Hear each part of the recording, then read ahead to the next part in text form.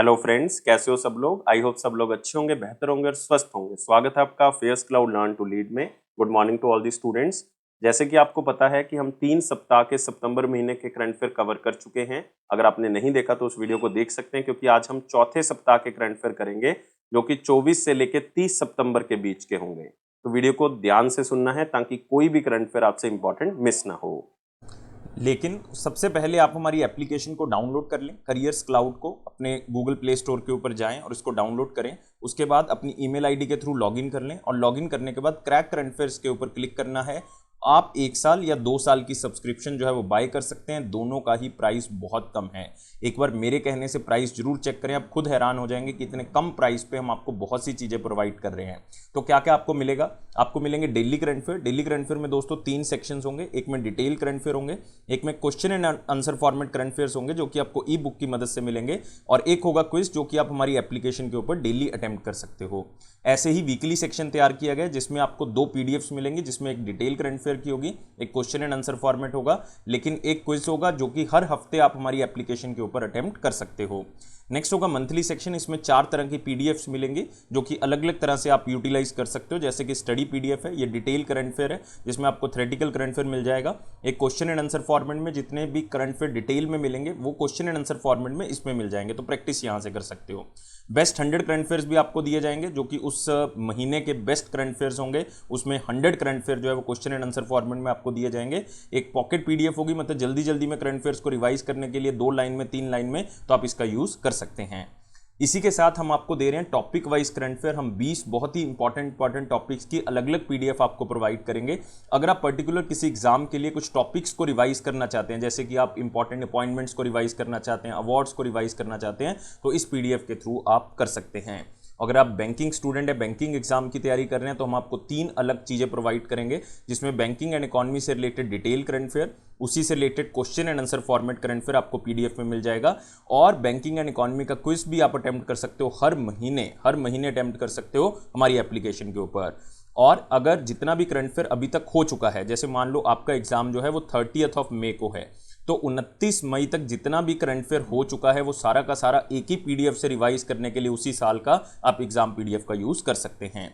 आपको डिटेल में बजट और इकोनॉमिक सर्वे दिया जाएगा। इसमें आपको 2 चीजें मिलेंगी, एक तो डिटेल, एक क्वेश्चन एंड आंसर फॉर्मेट में भी हम आपको बताएंगे कि कौन कौन से क्वेश्चन बजट और इकोनॉमिक सर्वे से बनाए जा सकते हैं। और अगर आप किसी भी स्टेट एग्जाम की तैयारी कर रहे हैं तो हम आपको हर स्टेट का, हर यूनियन टेरिटरी का करंट अफेयर भी अलग से प्रोवाइड करते हैं। तो ये सारी चीजें दोस्तों अलग अलग नहीं, सिर्फ एक ही सब्सक्रिप्शन में आपको मिलेंगी।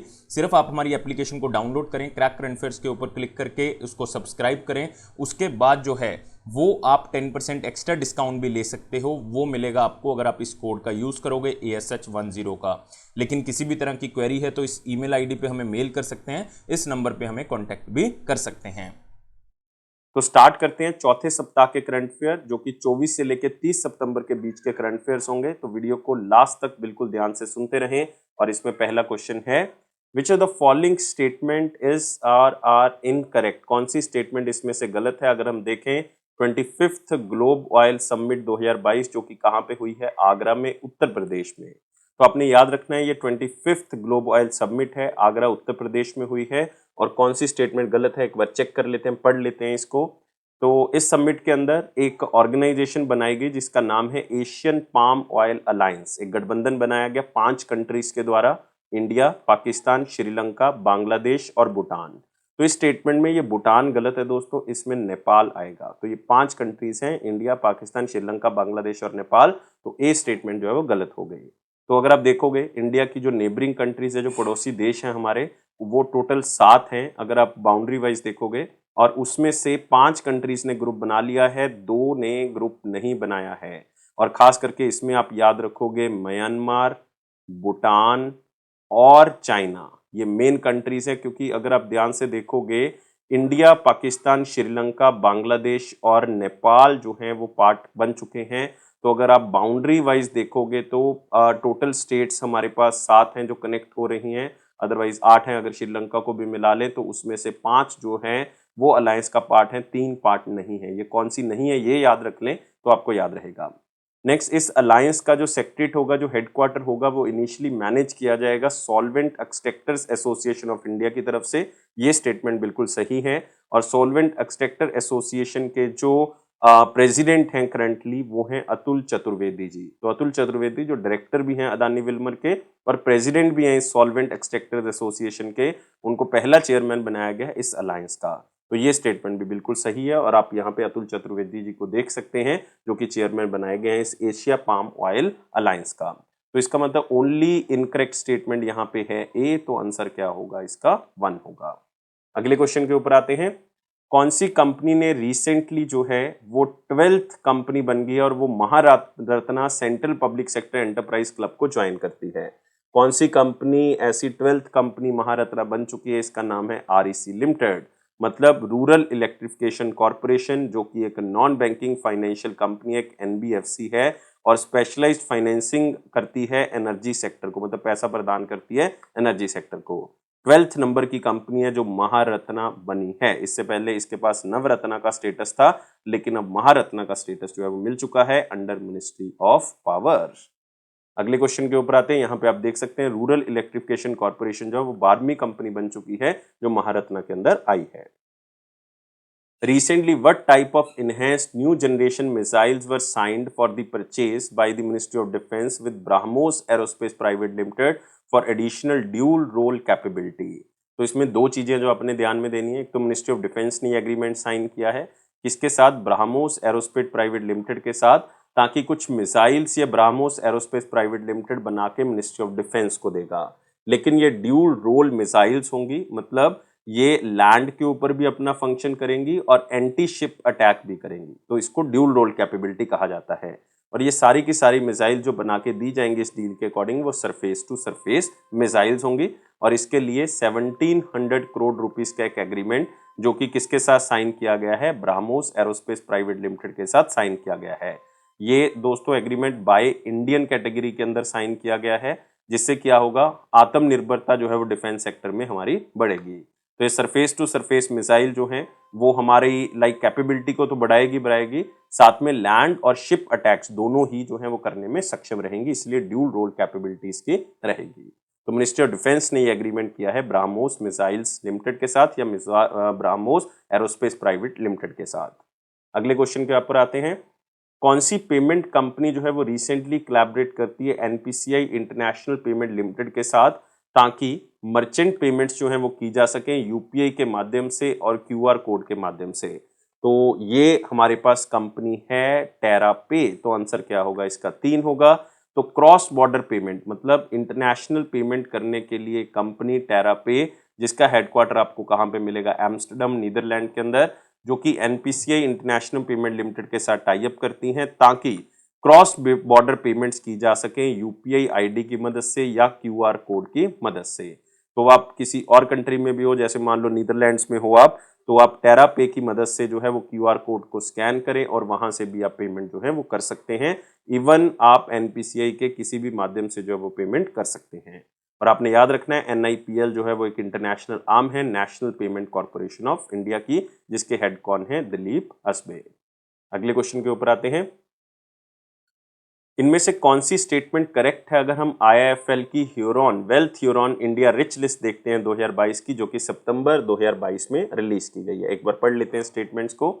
फाल्गुनी नायर जो है वो इंडिया की सेल्फ मेड रिचेस्ट वुमेन बन चुकी हैं। ये बहुत ही इंपॉर्टेंट स्टेटमेंट है जो आपने याद रखनी है, क्योंकि फाल्गुनी नायर एक बहुत बड़ा नाम है। ये नायका ब्रांड आपने सुना होगा, उसकी फाउंडर हैं और चीफ एग्जीक्यूटिव ऑफिसर हैं फाल्गुनी नायर। इंडिया की रिचेस्ट सेल्फ मेड वुमेन बन चुकी हैं। इन्होंने सरपास किया है बायोकॉन चीफ किरण मजूमदार शाह को, जिनकी नेटवर्थ जो है वो अब फाल्गुनी नायर से थोड़ी सी कम हो गई है। तो सेल्फ मेड रिचेस्ट वुमेन में, और आप ये भी कह सकते हो कि इंडिया की सबसे रिचेस्ट फीमेल जो है वो फाल्गुनी नायर बन चुकी हैं। दूसरा नाम इसमें जाएगा रेखा झुनझुनवाला का। रेखा झुनझुनवाला जो कि रेयर एंटरप्राइज की हेड हैं, वो तीसरे नंबर पे आ जाती हैं। तो इसमें पहली स्टेटमेंट सही है। गौतम अदानी और फैमिली जो है वो इस लिस्ट के अंदर टॉप करते हैं, बिल्कुल सही है। गौतम अदानी एंड फैमिली, जिनकी नेटवर्थ मानी जा रही है 10,94,000 करोड़, और वो बिल्कुल टॉप पे हैं। और मुकेश अंबानी एंड फैमिली दूसरे नंबर पे हैं, जिनकी नेटवर्थ मानी जा रही है 7,94,000 करोड़। तो ये भी स्टेटमेंट जो है वो बिल्कुल सही है। Biological E's Mahima Datla becomes the richest women in Telangana. Only Telangana या आंध्र प्रदेश की अगर बात करें, आंध्र प्रदेश भी इसमें साथ में ऐड होगा। महिमा दालता और उनकी फैमिली जो है, जो कि बायोलॉजिकल ई लिमिटेड कंपनी के प्रमोटर हैं, वो रिचेस्ट वुमेन है तेलंगाना के अंदर, और आंध्र प्रदेश में उनकी नेटवर्थ जो है वो 8700 करोड़ तक की है। और अगर पूरी लिस्ट में देखोगे उनका रैंक जो है वो 10th नंबर पे है। तो रिचेस्ट वुमेन कौन सी हैं? Falguni Nair, self made richest women भी यही है। और अगर आप वैसे लिस्ट को देखो तो गौतम अदानी पहले नंबर पे है या उनकी फैमिली पहले नंबर पे है। और अगर आप तेलंगाना और आंध्र प्रदेश में देखोगे तो ये नाम आएगा महिमा दालता का। अगले क्वेश्चन के ऊपर आते हैं। Which life insurance company recently became the first in India to have 74% foreign share holding? ऐसी पहली लाइफ इंश्योरेंस कंपनी इंडिया की जिसमें 74% 74% शेयर किसी फॉरेन कंपनी का है। ये पहली बार हुआ है और ये कंपनी का नाम है एजियास फेडरल लाइफ इंश्योरेंस कंपनी। तो आंसर यहाँ पे क्या होगा? सेकंड होगा। तो ये ऐसी पहली लाइफ इंश्योरेंस कंपनी है जिसमें 74% स्टेक किसी फॉरेन कंपनी का है। और ये फॉरेन पार्टनर जो है वो बेल्जियम बेस्ड एक शेयर होल्डर कंपनी है जिसका नाम है एजियास इंश्योरेंस इंटरनेशनल। और ये कब हुआ? ये 25% इन्होंने हिस्सा जो है खरीद लिया किससे? आईडीबीआई से। आईडीबीआई के पास जो है एजियास फेडरल लाइफ इंश्योरेंस में 25% हिस्सा था, लेकिन ये हिस्सा रिसेंटली जो है वो एजियास इंटरनेशनल ने खरीद लिया है। 580 करोड़ रुपए में ये रिसेंटली डील हुई थी। अब 74% हिस्सा जो है वो किसके पास आ गया है? एजियास इंटरनेशनल लिमिटेड के पास आ गया है। और पहली लाइफ इंश्योरेंस कंपनी जिसमें इंटरनेशनल शेयर होल्डिंग जो है वो 74% तक पहुंची हो। अगला क्वेश्चन आते हैं। International day of sine language जो है वो 2022, ये 23 सितंबर 2022 को मनाया गया। और इस दिन का थीम क्या था? इस दिन का थीम था साइन लैंग्वेज यूनाइट अस। तो आंसर क्या होगा? 2 होगा। तो जो जनरली बोल नहीं सकते, सुन नहीं सकते, तो साइन लैंग्वेज का जनरली यूज करते हैं वो। तो जो लिंग्विस्टिक कम्युनिटीज हैं, जो कल्चरल आइडेंटिटी है, जो डेफ लोग हैं, जो गूंगे और बहरे हैं, तो वो साइन लैंग्वेज का यूज करते हैं। तो उनके लिए हमने किसी भी तरह का कोई भी डिस्क्रिमिनेशन नहीं रखना, कोई भी भेदभाव जो है नहीं रखना। ये दिन उसी के लिए जागरूक करता है। और पहली बार ये दिन जो मनाया गया था वो कब मनाया गया था? इस बार हम 5th एनिवर्सरी इसकी मना रहे हैं। मतलब 2022 में अगर मना रहे हैं तो 2021 में चौथी बनाई, 2020 में जो है वो तीसरी, 2019 में दूसरी, और पहली बार ये दिन मनाया गया 2018 में। और इसके लिए एक वीक भी चुना गया, एक पूरा सप्ताह मनाया जाता है, उसको बोला जाता है international week of deaf people. और वो 19 से लेकर 25 सितंबर के बीच में मनाया गया। तो साइन लैंग्वेज यूनाइट अस जो है वो international day of sine language का दिन है। इससे क्या होता है कि हम उनके राइट्स को प्रोटेक्ट करते हैं, जो लोग सुन नहीं सकते, बोल नहीं सकते, और साइन लैंग्वेज का यूज करते हैं। नेक्स्ट आते हैं अगले क्वेश्चन के ऊपर। Which state will get India's first and world third forestry university? Forestry university under the University of Forestry Act 2022। मतलब ये एक्ट रिसेंटली एक स्टेट ने पास किया, यूनिवर्सिटी ऑफ फॉरेस्ट्री एक्ट। इसके तहत इंडिया की पहली फॉरेस्ट यूनिवर्सिटी जो है वो बनाई जाएगी। और ये कहाँ पे बनाई जाएगी? ये तेलंगाना में बनाई जाएगी, क्योंकि रिसेंटली तेलंगाना की लेजिस्लेटिव असेंबली ने ये पास किया है कि यूनिवर्सिटी ऑफ फॉरेस्ट्री एक्ट जो है वो हम बनाएंगे, जिसके तहत इंडिया में पहली फॉरेस्ट्री यूनिवर्सिटी खोली जाएगी। पूरे वर्ल्ड में ये तीसरी होगी, क्योंकि इससे पहले ये रशिया में है फॉरेस्ट्री यूनिवर्सिटी और चाइना में है, और तीसरा कंट्री इंडिया बनेगा। और forest college and research institute, जिसको हम FCRI कहते हैं, ये इसको अपग्रेड करेगा। और बेसिकली आप कह सकते हो इसी इंस्टीट्यूट को अपग्रेड किया जाएगा और फिर इसको जो है वो फॉरेस्ट्री एजुकेशन के तहत जो है वो फॉरेस्ट्री यूनिवर्सिटी में कन्वर्ट किया जाएगा। और ये टोटल 18 कोर्स जो है वो इसमें अलग अलग तरह से एडमिशन लेंगे, और 300 सीट्स का प्रावधान जो है वो इसमें रखा गया है। As per the department for promotion and industries and internal trade report, government की रिपोर्ट है, कौन सी स्टेट जो है इंडिया की टॉप इन्वेस्टमेंट डेस्टिनेशन बन गई है जनवरी से लेकर जुलाई 2022 में? मतलब सबसे ज्यादा इन्वेस्टमेंट उस स्टेट में हुई है जनवरी से लेकर जुलाई के बीच में, और ये स्टेट है हमारे पास आंध्र प्रदेश। तो आंसर क्या होगा इसका? 1 होगा। तो रिसेंट रिपोर्ट रिलीज की गई है मिनिस्ट्री ऑफ कॉमर्स इंडस्ट्री की तरफ से कि आंध्र प्रदेश जो है वो टॉप डेस्टिनेशन है इंडिया के अंदर इन्वेस्टमेंट को लेके, और इसने लगभग 40,000 करोड़ के आसपास जो है वो इन्वेस्टमेंट अट्रैक्ट की है। इतनी इन्वेस्टमेंट हुई है जनवरी से लेकर जुलाई के बीच में। और अगर आप टोटल इन्वेस्टमेंट इंडिया में देखो, इंडस्ट्रियल इन्वेस्टमेंट, तो उसमें सबसे ज़्यादा लगभग 24% इन्वेस्टमेंट जो है वो केवल आंध्र प्रदेश में हुई है, और दूसरा स्थान इसमें आता है ओडिशा का। ओडिशा में लगभग 36,000 करोड़ के आसपास इन्वेस्टमेंट जो है वो हुई है। तो Andhra Pradesh emerged as the India top investment destination. अगले क्वेश्चन के ऊपर आते हैं। India is set to get its first flex fuel vehicle which can run on ethanol blended petrol और बैटरी इन अक्टूबर 2022। तो अक्टूबर 2022 में इंडिया को पहला ऐसा फ्लेक्सी फ्यूल व्हीकल मिलेगा जो कि एथेनॉल के ऊपर, मतलब एथेनॉल ब्लेंडेड पेट्रोल के ऊपर चल सकता है, जिसमें एथेनॉल और पेट्रोलियम की मिक्सिंग होती है, और वो बैटरी से भी चल सकता है। और ये flex fuel strong hybrid electric vehicle जो वो कौन सी कंट्री से हम इंपोर्ट करेंगे, मंगवाएंगे, और इसको डेमो बेसिस पे जो चलाया जाएगा ताकि कार्बन एमिशन को कम किया जा सके, और ये कंट्री है ब्राजील। तो आंसर क्या होगा इसका? 3 होगा। तो याद रखना है, इंडिया को ये फ्लेक्स फ्यूल व्हीकल जो है वो मिलेगा, ब्राजील से हम इंपोर्ट करेंगे, और इसको यूनियन एंड रोड ट्रांसपोर्ट के जो हमारे यूनियन मिनिस्टर हैं नितिन गडकरी जी, वो लगभग 15 अक्टूबर के आसपास जो है वो इसका उद्घाटन करेंगे, जो इंडिया में हम ब्राजील से लेके आएंगे। और इस जो फ्लेक्सी फ्यूल व्हीकल का जनरली मतलब यही है कि ये फ्लेक्सिबल फ्यूल है, कि ये एथेनॉल ब्लेंडेड पेट्रोल पे भी चलाया जा सकता है और बैटरी से भी इस गाड़ी को चलाया जा सकता है। बहुत ही अच्छा जो इनिशिएटिव है कि हम दूसरी कंट्री के जो ऑलरेडी एस्टैब्लिश सिस्टम है उसको इंडिया में लेके आ रहे हैं। सितंबर 2022 में वर्ल्ड बैंक की तरफ से कुछ अमाउंट का लोन गुजरात को दिया जाएगा ताकि वो अपने हेल्थ सर्विसेज की क्वालिटी को इम्प्रूव कर सके और ज़्यादा से ज़्यादा लोगों तक पहुंचा सके। एक स्कीम स्टार्ट की थी, systems reform endeavours for transformed health achievement in Gujarat, जिसको नाम दिया गया था श्रेष्ठ गुजरात। तो श्रेष्ठ गुजरात के तहत जो है वो हेल्थ सर्विसेज को इम्प्रूव किया जाएगा लोगों के लिए गुजरात के अंदर, और वर्ल्ड बैंक ने ये $350 मिलियन का लोन जो है वो गुजरात स्टेट को दिया है, और ये श्रेष्ठ जी स्कीम के तहत दिया गया, उस प्रोग्राम के तहत दिया गया है। तो international bank for reconstruction and development, जो कि आप कह सकते हो फंडिंग प्रोवाइड करती है वर्ल्ड बैंक की तरफ से, ये लोन गुजरात को मिला है 18 साल के लिए, और इसमें ग्रेस पीरियड भी दिया गया है 5.5 साल का। तो नेक्स्ट क्वेश्चन के ऊपर आते हैं। कौन सा एयरपोर्ट है जिसको एयरपोर्ट सर्विस क्वालिटी अवार्ड दिया गया है 2022 का? इंपॉर्टेंट क्वेश्चन है दोस्तों, इसको मोस्ट इंपॉर्टेंट में मार्क कर लो, एयरपोर्ट सर्विस क्वालिटी अवार्ड, और ये मिला है कोचीन इंटरनेशनल एयरपोर्ट को। तो आंसर क्या होगा? 4 होगा, और ये इनको मिला है 5 से लेके 15 मिलियन पैसेंजर कैटेगरी के अंदर एशिया पैसिफिक रीजन में। और ये अवार्ड रिकॉग्नाइज करता है कि कोचीन इंटरनेशनल एयरपोर्ट ने एक मिशन चलाया था, मिशन सेफगार्डिंग, और इस प्रोग्राम को इम्प्लीमेंट किया गया था 2021-22 में, ताकि जितने भी लोग जो हैं वो कोचीन इंटरनेशनल एयरपोर्ट पे आएंगे वो सेटिस्फाई होके जाएं, क्योंकि कोविड-19 के बाद एयरपोर्ट जो है वो ओपन हुए थे, और उसके बाद किस तरह से उनकी सेफ्टी का ध्यान रखना है, उसी के लिए ये मिशन सेफगार्ड जो है वो चलाया गया था। तो जो कोचीन इंटरनेशनल एयरपोर्ट के जो आप कह सकते हो कि चेयरमैन है पिनराई विजयन जी, उन्होंने इस अवार्ड को रिसीव किया है। तो कोचीन इंटरनेशनल एयरपोर्ट जो है वो एयरपोर्ट सर्विस क्वालिटी अवार्ड जीतता है, जो कि एयरपोर्ट काउंसिल इंटरनेशनल की तरफ से दिया गया। नेक्स्ट आते हैं, who was recently appointed as the new president of Hockey India. नए प्रेसिडेंट हॉकी इंडिया के कौन बनाए गए हैं, और ऐसे वो फर्स्ट प्लेयर प्रेसिडेंट हैं जो हॉकी इंडिया से बिलोंग करते हैं। मतलब पहले आप कह सकते हो ऐसे प्लेयर हैं जो हॉकी से बिलोंग करते हैं और हॉकी इंडिया के प्रेसिडेंट बनाए गए हैं, और ये पर्सन है दिलीप तिर्के। तो आंसर क्या होगा? 1 होगा। तो फॉर्मर इंडियन कैप्टन भी हैं दिलीप तिर्के जी, और ओलंपियन भी हैं, और उनको इलेक्ट किया गया, अनअपोज्ड इलेक्ट किया गया, ये बहुत ही खास बात है। नए प्रेसिडेंट बने हैं वो हॉकी इंडिया के, और ऐसे फर्स्ट प्लेयर प्रेसिडेंट है जो हॉकी इंडिया में चुने गए हैं।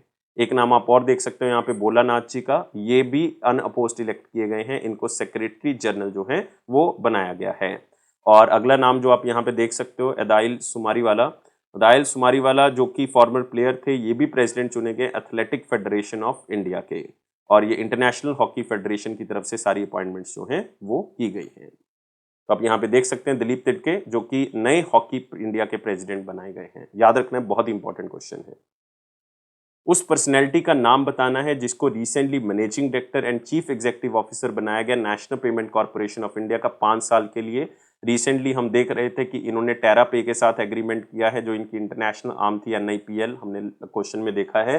तो अब इनके MD और CEO कौन बने हैं 5 साल के लिए? दिलीप असबे ही बन गए हैं, मतलब इनका टाइम पीरियड 5 साल के लिए और एक्सटेंड कर दिया गया है। इन्होंने वैसे जो रिटायर होना था वो जनवरी 2023 में होना था, लेकिन अब जनवरी 2023 से लेके 2028 तक इनका टाइम पीरियड और रहेगा। और इनका बहुत बड़ा रोल है लाइक एनपीसीआई के अंदर या national payment corporation of India में, क्योंकि इन्होंने बहुत से इनोवेटिव पेमेंट मेथड्स के ऊपर काम किया है, जैसे कि यूपीआई की इन्वेंशन इनके टाइम पीरियड पे हुई है, बीम की शुरुआत जो है वो हुई है, आईएमपीएस सिस्टम चलाया गया, immediate payment service system, RuPay platform को स्टार्ट किया गया, तो इसलिए इनका योगदान जो है वो बहुत बड़ा है। तो दिलीप असबे जो है वो अगले 5 साल के लिए और जो है वो चेयरमैन या आप कह सकते हो मैनेजिंग डायरेक्टर और सीईओ रहेंगे। कौन सी कंट्री ने अपनी नई जनरेशन एंटी शिप मिसाइल का टेस्ट किया है, और ये एंटी शिप मिसाइल का नाम है गैब्रियल 5, और गैब्रियल 5 का टेस्ट किया है इजराइल ने, तो आंसर क्या होगा इसका? सेकंड होगा। और इजराइल की नेवी ने इसकी टेस्टिंग जो है वो की है, और गैब्रियल 5 इसका नाम है। ये 5th generation anti ship missile है जो कि इजरायली एरोस्पेस इंडस्ट्रीज की तरफ से इसको टेस्ट किया गया है।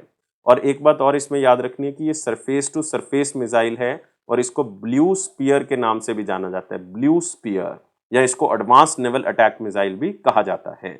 और ये फर्स्ट एंटी शिप मिसाइल है जो कि आप कह सकते हो एक शिप से इसका टेस्ट किया गया। ये वो शिप है जिसका नाम क्या है? सार कॉर्वेट। सार कॉर्वेट से जो है वो इसका टेस्ट किया गया है, और ये पहली बार हुआ है कि इस शिप के थ्रू, इस वेसल के थ्रू कोई टेस्टिंग जो है वो की गई है, गैब्रियल 5 की टेस्टिंग की गई है। ये एंटी शिप मिसाइल है। प्रेसिडेंट ऑफ मंगोलिया जो हैं उखनाजिन जी, उन्होंने हमारे डिफेंस मिनिस्टर को एक हॉर्स जो है वो गिफ्ट किया है, घोड़ा गिफ्ट किया है जिसका नाम है तेजस। और आपने बताना है मंगोलिया की कैपिटल क्या है। बहुत ही सिंपल सा क्वेश्चन है। क्वेश्चन जो मेन इसमें है वो आपको पहली लाइन के अंदर मिलेगा, लेकिन जो कैपिटल है वो उलान बतार है, तो आंसर सेकंड होगा।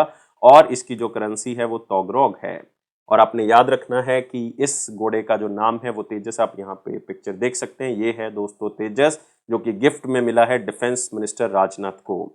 और इससे पहले prime minister Narendra Modi ji Mongolia गए थे 2015 में, तो उनको भी एक ब्राउन रेस हॉर्स जो है वो गिफ्ट में दिया गया था, मंगोलियन उस टाइम पे के जो प्रेसिडेंट थे। और आप कह सकते हो कि उस घोड़े का नाम था कंथक।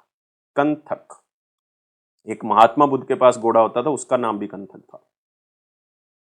किसने एक बुक लिखी है क्रिम्सन स्प्रिंग? क्रिम्सन स्प्रिंग नाम से एक बुक लिखी गई है जो कि रिसेंटली जेसीबी प्राइज लिटरेचर के लिए शॉर्टलिस्ट हुई है। बहुत ही इंपॉर्टेंट है, जेसीबी प्राइज जो है वो लिटरेचर में दिया जाता है और बहुत ही अच्छी नॉवेल्स को ये प्राइज दिया जाता है, और इसके लिए नॉमिनेट हुई है क्रिम्सन स्प्रिंग।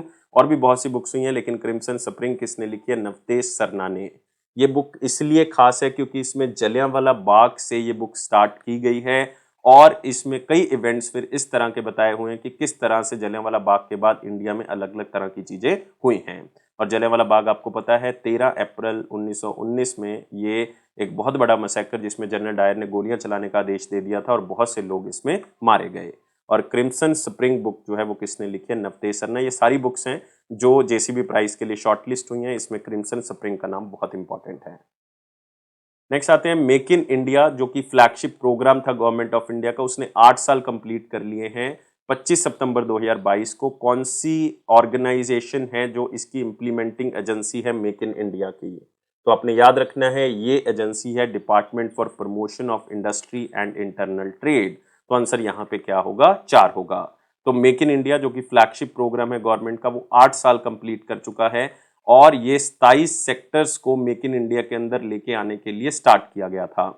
और इसको 25 सितंबर 2014 में स्टार्ट किया गया था विज्ञान भवन न्यू दिल्ली से। प्राइम मिनिस्टर नरेंद्र मोदी जी ने स्टार्ट किया था कि मैक्सिमम टू मैक्सिमम चीजें इंडिया में बनाई जाए और हमारा इंपोर्ट कम हो सके। तो मेक इन इंडिया 2.0 के तहत 27 सेक्टर को शामिल किया गया, जिसमें से 15 सेक्टर्स जो हैं वो मैन्युफैक्चरिंग सेक्टर से जुड़े हुए हैं, जिसको department of promotion industry and internal trade ही देखता है, ministry of corporate and ministry of commerce and industry के अंदर। और 12 जो सेक्टर्स हैं वो सर्विस सेक्टर से जुड़े हुए हैं, सर्विस सेक्टर से जुड़े हुए हैं, जो कि डिपार्टमेंट ऑफ कॉमर्स डायरेक्टली देखता है। अपने याद रखना है टोटल 27 सेक्टर्स जो है वो इसमें जुड़े हुए हैं। और 8 सालों के अंदर इंडिया के अंदर एफडीआई भी बढ़ चुकी है, ऑलमोस्ट डबल हो चुकी है, 83 बिलियन तक जो है वो पहुंच चुकी है। नेक्स्ट आते हैं, which of the following points is incorrect with respect to the union minister Jitendra Singh ji, जो कि यूनाइटेड स्टेट्स ऑफ अमेरिका जाके आए हैं सितंबर 2022 में। तो एक बार पढ़ लेते हैं कि कौन कौन से पॉइंट्स जो हैं वो इसमें से इनकरेक्ट हैं। सबसे पहले आपको जानना जरूरी है कि वो क्यों गए थे यूनाइटेड स्टेट्स ऑफ अमेरिका। तो आप कह सकते हो क्लीन एनर्जी को लेके जो है वो वहां पे मीटिंग थी, जो कि 13th नंबर की एक मीटिंग थी, 13th clean energy ministerial meeting थी। और साथ ही साथ आप ये भी याद रख सकते हो कि सेवंथ मिशन इनोवेशन मिनिस्ट्रियल्स मीटिंग भी थी, सेवंथ मिशन इनोवेशन मिनिस्ट्रियल्स मीटिंग थी, और एक 13th क्लीन एनर्जी मिनिस्ट्रियल्स मीटिंग थी। और थर्ड पॉइंट पहले पढ़ लेते हैं, इंटरनेशनल सोलर अलायंस जो है वो एक एडवाइजरी ग्रुप बना लेता है 13th क्लीन एनर्जी मिनिस्ट्रियल्स को लेके। सही है ये पॉइंट। अब पहले पॉइंट के ऊपर आते हैं। डॉक्टर जितेंद्र सिंह जो कि मिनिस्टर ऑफ स्टेट हैं, आप कह सकते हो कि साइंस एंड टेक्नोलॉजी से रिलेटेड हैं, उन्होंने एक राउंड टेबल कॉन्फ्रेंस को एड्रेस किया जिसका टॉपिक क्या था, net zero built environment with connected communities. हमने नेट जीरो मिशन के ऊपर फोकस करना है। इंडिया का टारगेट है कि 2070 तक हम नेट जीरो मिशन के ऊपर आएंगे। और ये global clean energy action forum जो है वो यूएसए ने होस्ट किया था, तो डॉक्टर जितेंद्र सिंह ने इंडिया की तरफ से वहां पे इसको एड्रेस किया। और साथ ही साथ एक आप कह सकते हो रोड मैप लॉन्च किया उन्होंने, जिसका नाम था innovation road map of the mission integrated bio refineries. तो बायोफ्यूल के ऊपर हमने फोकस करना है ताकि सस्टेनेबल बायो एनर्जी और बायो रिफाइनरीज के ऊपर हम काम कर सकें। ये भी पॉइंट बिल्कुल सही है। तीसरा हम पहले कर चुके हैं, ऑलरेडी सही है। लेकिन एक बहुत ही इंपॉर्टेंट पॉइंट है कि इस 13th clean energy ministerial meeting में डॉक्टर जितेंद्र सिंह ने डिक्लेयर किया कि अगले साल जो होने वाली 14th क्लीन एनर्जी मिनिस्ट्रियल्स मीटिंग होगी जुलाई में, वो इंडिया होस्ट करेगा। ये भी पॉइंट बिल्कुल सही है। तो एक ही पॉइंट बचा है, वो गलत होगा, जिसमें इंडिया ने एक रोड मैप क्रिएट किया है और उन्होंने कहा है कि जो बायो इकोनॉमी है, जो बायोफ्यूल से रिलेटेड हमारी इकोनॉमी है, वो $100 बिलियन हो जाएगी 2024 तक। पहली बात याद रखनी है 2025 तक होगी। और ये 100 नहीं दोस्तों, कितनी होगी, $150 बिलियन होगी। तो ये गलत है स्टेटमेंट। तो क्वेश्चन में इनकरेक्ट ही पूछा गया था, तो यहां से क्लियर है कि पांचवा आंसर जो है वो गलत है। तो यहाँ पे देख सकते हैं डॉक्टर जितेंद्र सिंह 5 दिन के दौरे पे यूएसए पहुंचे थे। अब आते हैं अगले क्वेश्चन के ऊपर। इंडियन आर्मी और defence Jio informatics and research establishment ने, मतलब दोनों ने मिलके एक इंडिया का फर्स्ट अवलांच और अवलांचे मॉनिटरिंग रडार सिस्टम जो है वो लॉन्च किया है।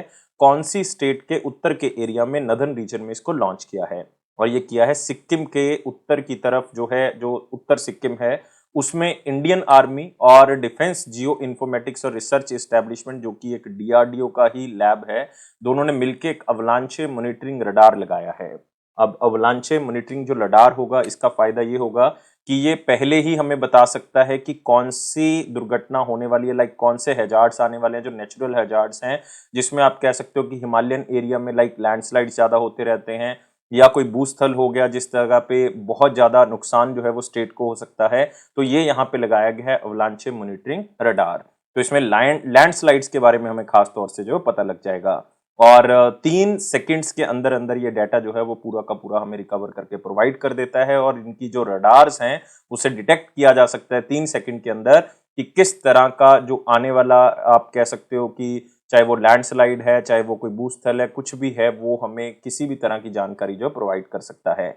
और ये सभी वेदर्स में काम कर सकता है। ऑल वेदर रडार है ये, लाइक स्नो है, बर्फ पड़ गई है, फॉग है, धुंध है, या फिर रात का टाइम है, तो उसमें भी हमें जो है ये सारी इंफॉर्मेशन देगा। और ये 2 स्क्वायर किलोमीटर के एरिया में जो भी चीजें होने वाली हैं, जो भी किसी भी तरह का जो हैजार्ड होने वाला है, किसी भी तरह का कोई नेचुरल प्रॉब्लम आने वाली है, तो हमें जानकारी प्रदान कर सकता है।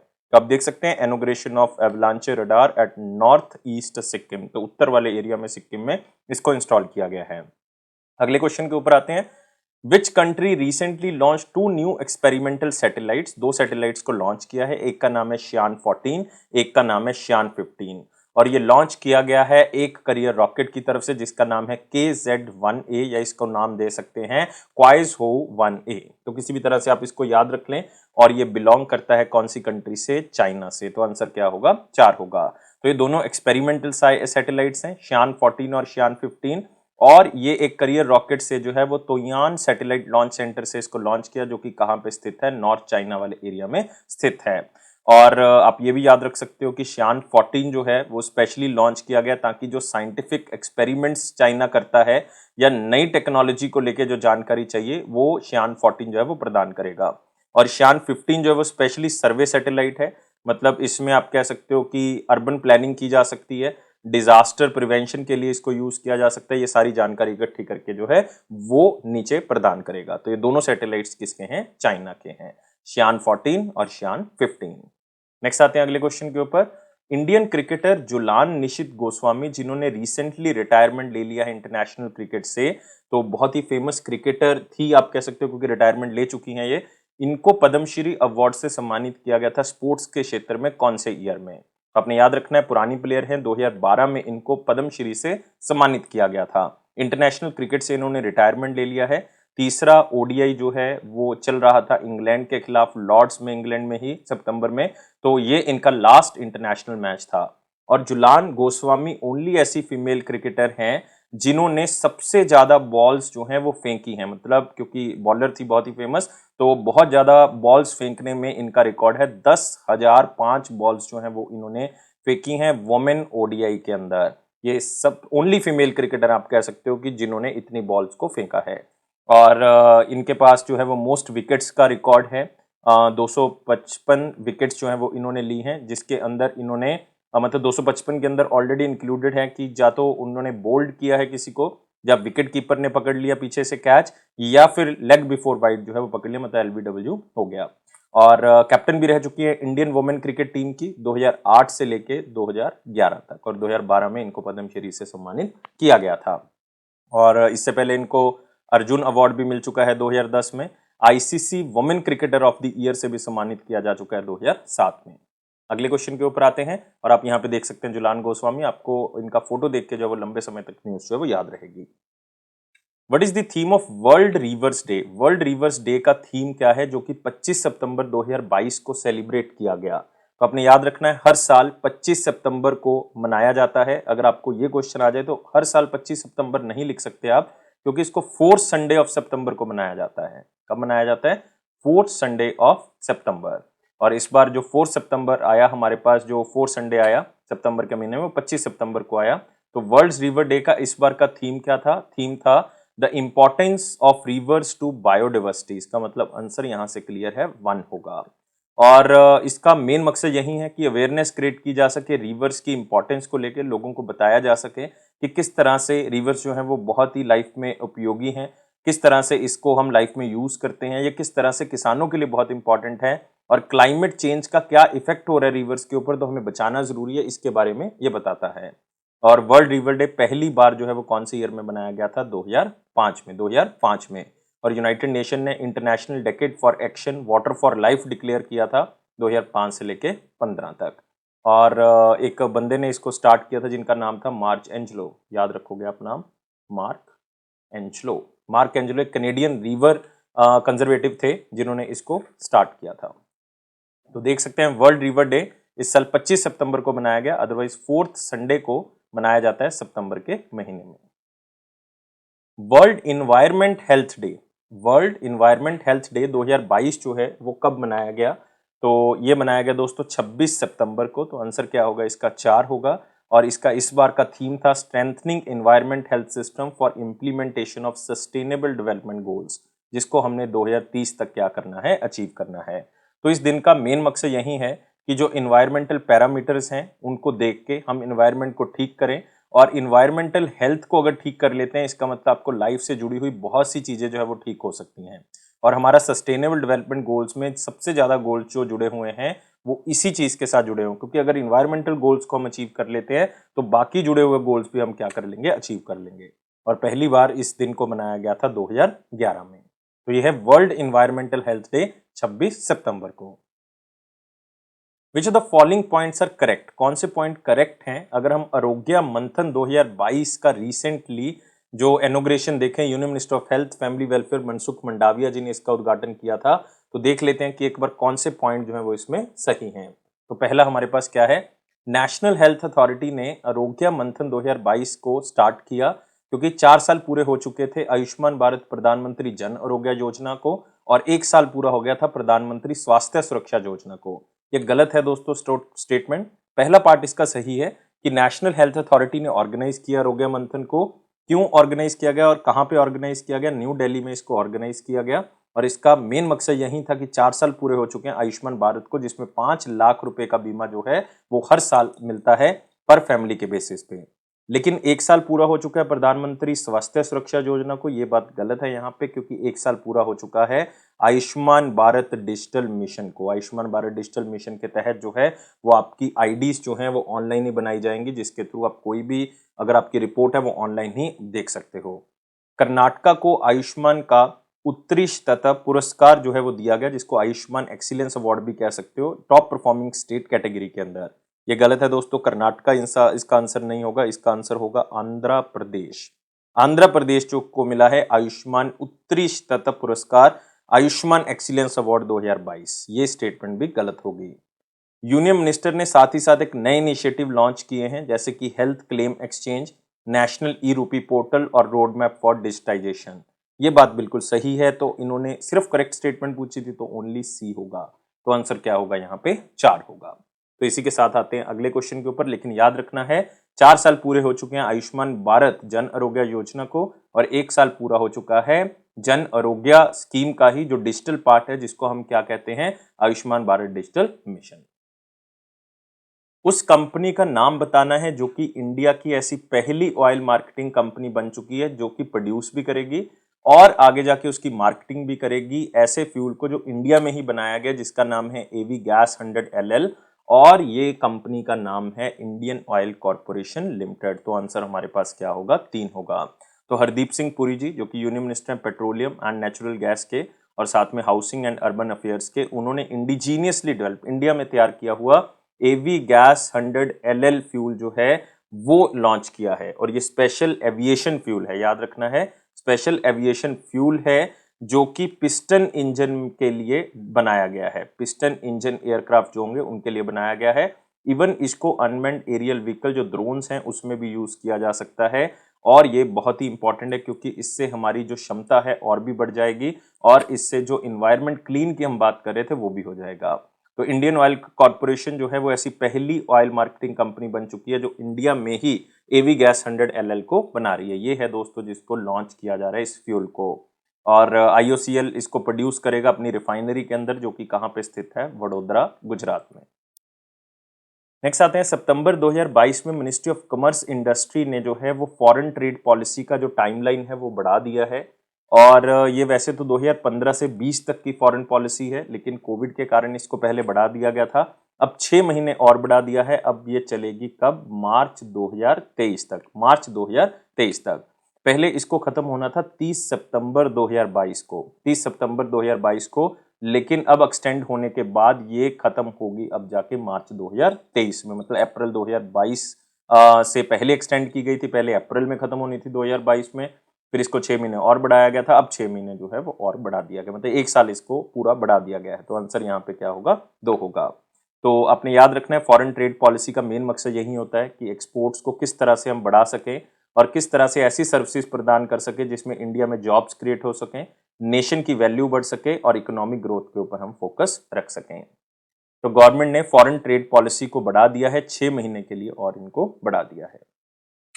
Which country signed an agreement with JMC projects India limited, ताकि Hanimaadhoo international airport project जो है वो कंप्लीट किया जा सके।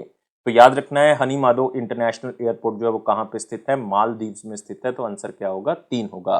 तो JMC प्रोजेक्ट्स इंडिया ने मालदीव्स की गवर्नमेंट के साथ एग्रीमेंट किया है कि मालदीव्स का जो हनी माधो इंटरनेशनल एयरपोर्ट है उस प्रोजेक्ट को आगे बढ़ाया जा सके। JMC प्रोजेक्ट उसको आगे बढ़ाएगा, और इस पूरे कॉन्ट्रैक्ट की जो वैल्यू है वो $136 मिलियन है, और ये ऐसा पहला लार्जेस्ट इंफ्रास्ट्रक्चर प्रोजेक्ट है जो कि ग्रेटर माले इंफ्रास्ट्रक्चर प्रोजेक्ट में नहीं आता, और ये पैसा जो है वो इंडिया की तरफ से जो है वो दिया गया था मालदीव्स को ताकि ग्रेटर माले प्रोजेक्ट का निर्माण किया जा सके। लेकिन अब एक और ग्रेटर माले के बिना एक प्रोजेक्ट इंडिया को मिला है, वो है हनी माधो इंटरनेशनल एयरपोर्ट। वो JMC प्रोजेक्ट जो है उसको बनाएगा। तो आप ये भी कह सकते हो कि इस के अंदर फंडिंग जो है वो की जाएगी। $800 मिलियन जो हैं वो इंडिया ने लाइन ऑफ क्रेडिट दिया था मालदीव्स को ताकि कई तरह के इंफ्रास्ट्रक्चर प्रोजेक्ट जो है वो बना सके। शायद मालदीव इसी पैसे से $136 मिलियन जो है वो किसको प्रदान करेगा? वो JMC प्रोजेक्ट को फाइनेंस करेगा। तो ये है एक आप कह सकते हो प्रोटोटाइप, एक नमूना हनी माधो इंटरनेशनल एयरपोर्ट का। किसको इटली का पहला वुमेन प्राइम मिनिस्टर बना दिया गया है? बहुत ही इंपॉर्टेंट है क्वेश्चन, आप चाहे स्लाइड से याद रख लें। First women prime minister of Italy, और ये बनाई गई हैं, इनका नाम क्या है? इनका नाम है हमारे पास जॉर्जिया मेलोनी। तो आंसर क्या होगा इसका? 4 होगा। और जॉर्जिया मेलोनी की आप पार्टी का नाम याद रख सकते हैं, ये फार राइट नेशनलिस्ट पार्टी है जिसको नाम दिया गया brothers of Italy party. Brothers of Italy party, इनको 26% वोट्स जो हैं वो इटली के नेशनल इलेक्शन में मिली, और इन्होंने जो इनकम्बेंट प्राइम मिनिस्टर थे जो चल रहे थे, जिनका नाम था मारियो द्राघी, उनको हरा दिया, और अब ये पहली महिला प्रधानमंत्री बन चुकी हैं। कौन सी कंट्री की? इटली की। जॉर्जिया ने टोटल 114 सीट्स जो है वो इटालियन पार्लियामेंट के अंदर जीत ली हैं। तो ये है हमारे पास जॉर्जिया मेलोनी। थीम क्या है? 42nd, सबसे पहले नंबर याद रखना है, 42nd वर्ल्ड टूरिज्म डे का, जो कि 2022 में मनाया गया। और ये कब मनाया गया? 27 सितंबर 2022 को मनाया गया। सबसे पहले याद रखना है कि हर साल इसको 27 सितंबर को ही मनाया जाता है, और इस साल का थीम रहा रीथिंकिंग टूरिज्म, क्योंकि कोविड के कारण टूरिज्म बहुत ज्यादा प्रभावित हुआ, तो जिसके कारण हमें दोबारा से जो है वो टूरिज्म को आगे बढ़ाना होगा।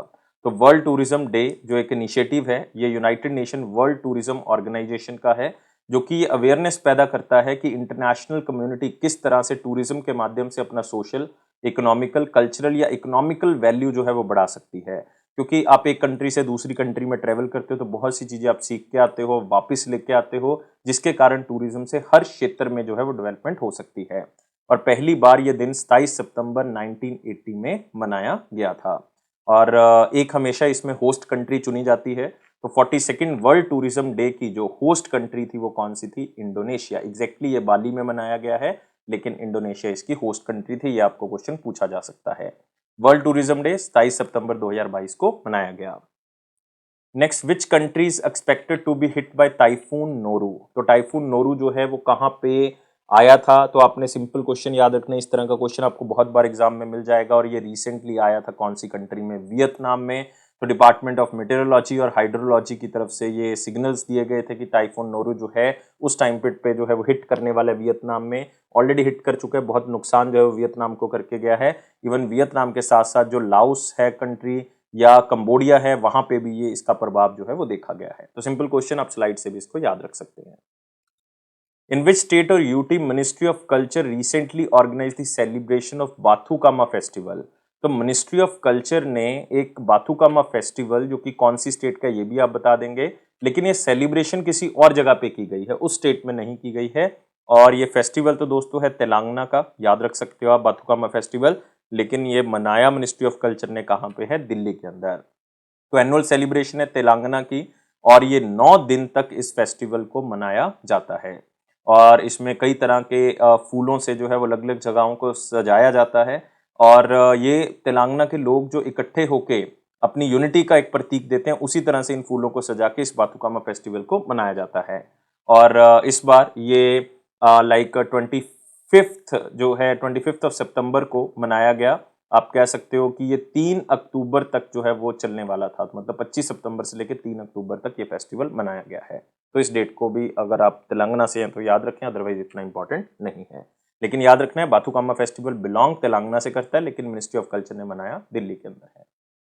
महाराष्ट्र गवर्नमेंट ने रिसेंटली जो चिप ग्रीनफील्ड एयरपोर्ट है या चिपी ग्रीनफील्ड एयरपोर्ट है, उसका नाम जो है वो बदल दिया है। उसका नाम किसके नाम से रख दिया है? ये रख दिया है बैरिस्टर नाथ पाई के नाम से। तो आंसर क्या होगा इसका? दूसरा होगा। यह है चिपी या चिप ग्रीनफील्ड एयरपोर्ट, और ये कौन सी डिस्ट्रिक्ट में आता है? ये आता है सिंधुगढ़ डिस्ट्रिक्ट में। सिंधुगढ़ डिस्ट्रिक्ट महाराष्ट्र में। और एक बहुत ही फेमस सोशलिस्ट लीडर हैं, फ्रीडम फाइटर थे, मेंबर ऑफ पार्लियामेंट थे, बैरिस्टर नाथ पाई, उनके नाम से रखा गया है। और जो ये चिपी एयरपोर्ट है, इसका उद्घाटन 2019 में किया गया था, और आप कह सकते हो कि 27 किलोमीटर दूर है मुंबई गोवा हाईवे से, जो कि सिंधुगढ़ डिस्ट्रिक्ट महाराष्ट्र के अंतर्गत आता है। और 25 ऑफ सितंबर 2022 जो है वो एक तरह से 100th बर्थ एनिवर्सरी भी है नाथ बापू पाए की, जिनको बैरिस्टर नाथ पाई के नाम से जाना जाता है। और आप कह सकते हो इन्होंने कौन सी कॉन्स्टिट्यूएंसी से मेंबर ऑफ पार्लियामेंट जो है वो बने थे? ये बने थे राजापुर कॉन्स्टिट्यूएंसी से, राजापुर लोकसभा कॉन्स्टिट्यूएंसी से। 1957 से 1967 तक जो है ये लोकसभा कॉन्स्टिट्यूएंसी इनको रिप्रेजेंट करती है, और प्रजा सोशलिस्ट पार्टी के लीडर रहे हैं, बहुत ही फेमस। और आप कह सकते हो कि इनको कोंकण रेलवे के नाम से भी जाना जाता था। तो एक बर्थ सेंटिनरी ईयर है, क्योंकि 1922 में इनका जन्म हुआ था बैरिस्टर नागपाल का, और 1957 से 67 तक ये इस लोकसभा कॉन्स्टिट्यूएंसी से मेंबर ऑफ पार्लियामेंट भी रहे हैं। कौन सी ऑर्गेनाइजेशन रिसेंटली एक मेमोरेंडम ऑफ अंडरस्टैंडिंग साइन करती है इंटरनेशनल सिविल एविएशन ऑर्गेनाइजेशन के साथ, ताकि कार्बन डाइऑक्साइड जो है वो कितनी आगे कितना एविएशन सेक्टर जो है वो छोड़ रहा है, जो एरोप्लेन सेक्टर है वहां पे कितना कार्बन डाइऑक्साइड जो है वो इन्वायरमेंट में फैल रहा है, कितना बढ़ रहा है, या कितनी कार्बन एमिशन कम हो रही है। इस चीज को जानने के लिए कि कार्बन डाइऑक्साइड कितना बढ़ रहा है, कितना कम हो रहा है इन्वायरमेंट में एविएशन सेक्टर के अंदर, तो इंटरनेशनल सिविल एविएशन ऑर्गेनाइजेशन ने इंटरनेशनल सोलर अलायंस के साथ एक मेमोरेंडम ऑफ अंडरस्टैंडिंग साइन किया है। तो ये एक 42nd सेशन हो रहा था इंटरनेशनल सोलर अलायंस का भी, और साथ में आप कह सकते हो इंटरनेशनल सिविल एविएशन ऑर्गेनाइजेशन का जो मॉन्ट्रियल में हुआ। तो इसका मेन मकसद यही है कि कार्बन डाइऑक्साइड की एमिशन को किसी तरह से हम कम कर सकें, इन्वायरमेंट में उसको कम कर सकें। क्योंकि मैं पहले भी बता चुका हूं कि इंडिया कई तरह के टारगेट रख चुका है, जैसे कि 2070 में जो COP 26 हुई थी, मतलब COP 26 2021 में हुई थी, तो उसमें एक टारगेट रखा गया कि 2070 तक हम नेट कार्बन एमिशन के ऊपर आ जाएंगे, इसको अचीव कर लेंगे। और 2022 तक का हमने टारगेट रखा हुआ है कि 175 गीगावाट हम सिर्फ रिन्यूएबल एनर्जी से ही जो है वो आगे बढ़ाएंगे, जिसमें 100 गीगावाट जो है वो केवल 100 गीगावाट केवल जो है वो कहाँ से होगा, 100 गीगावाट केवल होगा सोलर एनर्जी से। और एक टारगेट ये भी रखा है कि 33 से 35% कार्बन एमिशन को कम करेंगे 2030 तक, जितना भी चल रहा है उससे 33 से 35% कम कर देंगे। तो सारे टारगेट्स कार्बन एमिशन को लेके हैं। Which bank recently partnered with UB to enable higher credit access to the priority sector? तो किसने UB, जो कि पहले एक और नाम से जाना जाता था, क्रेड एवेन्यू के नाम से जाना जाता था, उसके साथ टाई अप किया, क्योंकि ये फाइनेंशियल टेक्नोलॉजिकल यूनिकॉर्न है UB, जिसने टाई अप किया है स्टेट बैंक ऑफ इंडिया के साथ, ताकि वो स्टेट बैंक ऑफ इंडिया से पैसा जो है वो लोगों तक पहुंचा सके, प्रायोरिटी सेक्टर में पहुंचा सके। तो मतलब SBI जो है वो UBCo.lend प्लेटफॉर्म के साथ जुड़ेगा, जो कि एक को लैंडिंग प्लेटफॉर्म है UB का, जिसमें लोगों को अलग अलग तरह से लोन या लोगों को अलग अलग तरह से क्रेडिट जो है वो प्रदान किया जाएगा। तो सिंपल क्वेश्चन है, UB के माध्यम से जो पैसा दिया जाएगा। इसी के साथ आते हैं अगले क्वेश्चन के ऊपर, और आप यहाँ भी देख सकते हैं UB ने SBI के साथ टाई अप किया है, ताकि क्रेडिट असेस जो है वो लोगों तक पहुंच सके, क्रेडिट जो है वो पहुंच सके। सितंबर 2022 में यूको बैंक और कौन से बैंक ने दो रशिया के बैंक्स के साथ टाई अप किया है? एक का नाम है पीटर्सबर्ग सोशल कमर्शियल बैंक, एक है गैज़प्रोम बैंक, और दोनों के साथ इसलिए टाई अप किया है ताकि जो रशिया के साथ बिजनेसेस चल रहे हैं उसमें कोई भी फाइनेंशियल प्रॉब्लम ना आए। और एक तो दोस्तों यूको बैंक है, तो दूसरा हमारे पास कौन सा है? Yes bank. तो आंसर यहाँ पे क्या होगा? 2 होगा। तो आपने याद रखना है दोनों रशिया के बैंक कौन से हैं, एक पीटर्सबर्ग है, गैज़प्रोम है, और एग्रीमेंट जो है वो रिजर्व बैंक ऑफ इंडिया की परमिशन से हुआ है, क्योंकि रिजर्व बैंक ऑफ इंडिया ने अलाउ कर दिया है कि फॉरेन पेमेंट्स जो हैं वो की जा सकती हैं वोस्त्रो अकाउंट के थ्रू।